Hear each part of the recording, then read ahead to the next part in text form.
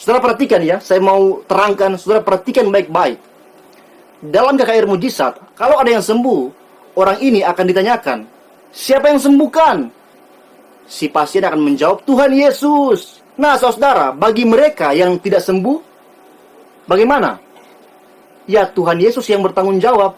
Bisa jadi, mereka akan kecewa sama Tuhan. Karena tidak mengaruniakan kesembuhan kepada mereka yang tidak sembuh. Karena bagi yang sembuh, mereka teriak, Tuhan Yesus yang sembuhkan. Nah, kalau yang nggak sembuh, berarti Tuhan Yesus yang nggak sembuhkan. Atau bisa jadi, mereka akan kecewa kepada diri mereka sendiri karena merasa kurang beriman. Karena seringkali pendeta mujizat akan mengatakan, saudara harus percaya, harus beriman, pasti akan sembuh. Ya, kalau nggak sembuh berarti kurang beriman.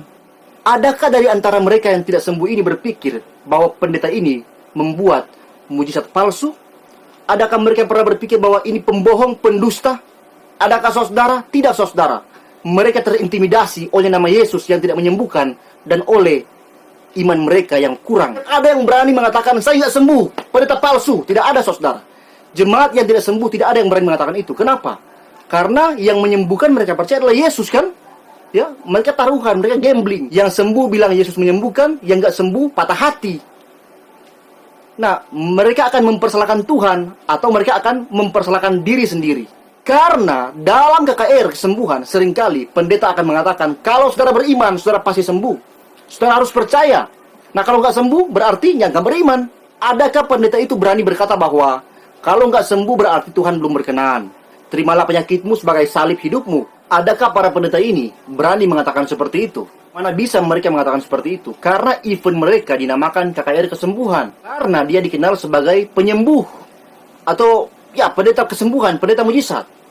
Mana mungkin mereka mau mengatakan kalau saudara sembuh itu karena Tuhan Yesus. Kalau nggak sembuh ya Tuhan nggak berkenan. Kalau mereka bilang begitu, apa guna pasang baliho KKR kesembuhan?